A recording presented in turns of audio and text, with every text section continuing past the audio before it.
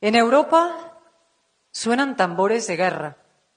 De guerra, sí. Nadie habla de ellos, solo algunos líderes se atreven. Rusia golpea, Irán amenaza, China avanza.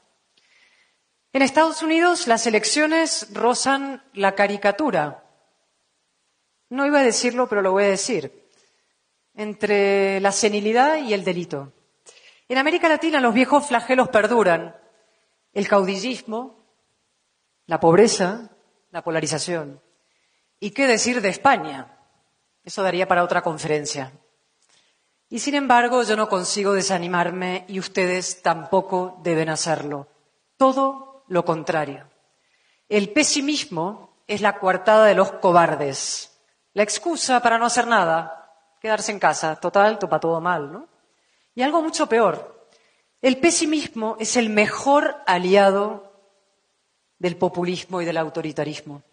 La vida al baño María no existe, y mucho menos la militancia democrática, el patriotismo al baño María. Defender la libertad, denunciar el abuso de poder, combatir el crimen y la corrupción, nada de esto puede hacerse sin un alto grado de resistencia, sin conflicto y sin coste. A veces ese coste supera lo más sagrado.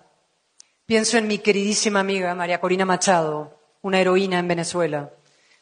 En Alexei Navalny, un mártir en Rusia, asesinado por Putin. En el valiente Zelensky, luchando en Ucrania por la democracia, por la libertad de toda Europa.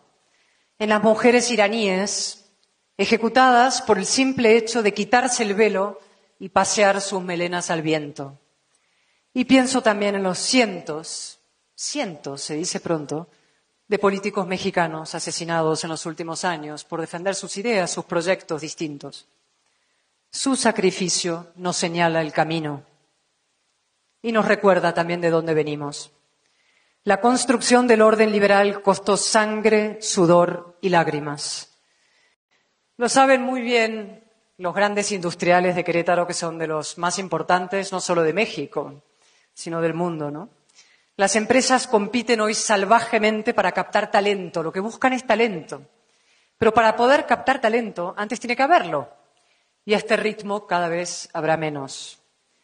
Uno de los fenómenos más alucinantes y nocivos de la última década es precisamente la destrucción de la figura del experto.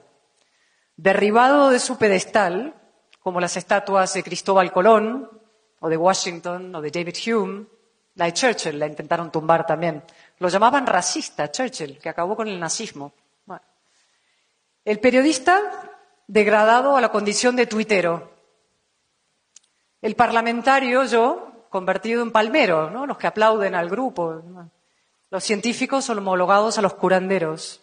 Y en cambio, el influencer erigido en maestro preceptor, ¿no? El instagramer, lo máximo, un oráculo.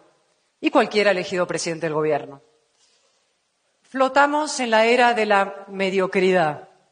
El conocimiento, la experiencia, el mérito, los hechos, la ley, el esfuerzo, los pilares del progreso han sido arrumbados, apartados, como si conformaran un canon caduco, el reaccionario mundo de ayer. México, esta nación admirable, este país formidable, esta potencia económica y cultural impresionante, está siendo tomada por el crimen organizado con la complacencia de quienes deberían defenderla. Abrazos, no balazos. Más bien abrazos a los que dan balazos. El eslogan, como dije entonces, es muy bonito, redondo. El resultado, en cambio, es devastador. Devastador para la democracia y sobre todo para los jóvenes. Miles de jóvenes mexicanos se están matando y muriendo. Miles de jóvenes mexicanos están viendo truncadas sus vidas en los cementerios y en el AMPA. Y esto no es responsabilidad solo de los criminales. También lo es de quienes diseñan y aplican las políticas de seguridad.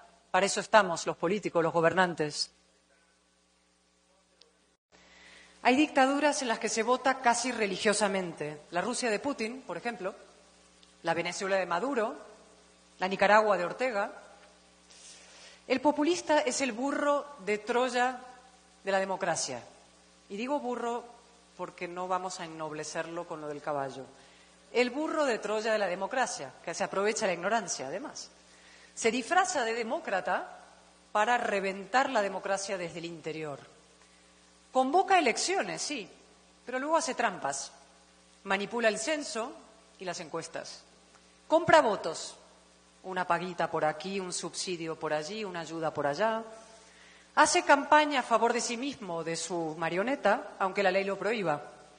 Y sobre todo utiliza los recursos del Estado, es decir, los de todos, para sabotear a sus adversarios. El populista tolera que exista algo llamado oposición, algo llamado Congreso, algo llamado Poder Judicial, pero luego los acosa, los doblega y los anula. En una falsa democracia populista hay contrapoderes, sí, pero son de cartón piedra. Hay jueces, sí, pero sirven al gobierno. Hay un Instituto Electoral Nacional, pero el gobierno lo controla o lo intenta controlar. Hay leyes, sí, pero el gobierno las aplica a conveniencia, látigo para el adversario, impunidad para los amigos. Y también hay periodistas, por supuesto. El populista tiene dos pésimas costumbres. La primera consiste en tratar a los ciudadanos como si fueran niños menores de edad, a los que no se les puede decir la verdad, no vaya a ser que no la entiendan, o peor aún, que sí la entiendan y luego no les voten. Esa pésima costumbre se multiplica en los discursos dirigidos a los jóvenes. Ahí el populista se convierte en el hada madrina de un cuento infantil. Todo mimos, todo halagos, todo promesas de imposible cumplimiento. En realidad, más que una hada madrina, el populista es un padrino, a lo Vito Corleone. O por seguir con la metáfora cinematográfica. ¿Se acuerdan del Libro de la Selva? Versión Disney. Hay un personaje. El populista es como la serpiente Kaa, que le canturrea a un hipnotizado Mowgli. Confía en mí, solo en mí. Mientras va enroscándose a su alrededor para devorarlo. Estimados jóvenes, ustedes tienen en su mano que la política no sea un barrizal, un lodazal, donde chapotean pícaros, egoístas, corruptos, mediocres, y en cambio se acerque a su ideal, la gobernanza íntegra, integradora, inteligente de la casa común de los mexicanos. La razón necesita representación y la necesita de forma urgente. Así que despierten, interésense en la política, implíquense en la política, opinen de política, incluso practiquen la política de forma activa o como mínimo pasiva, con la movilización y con el voto.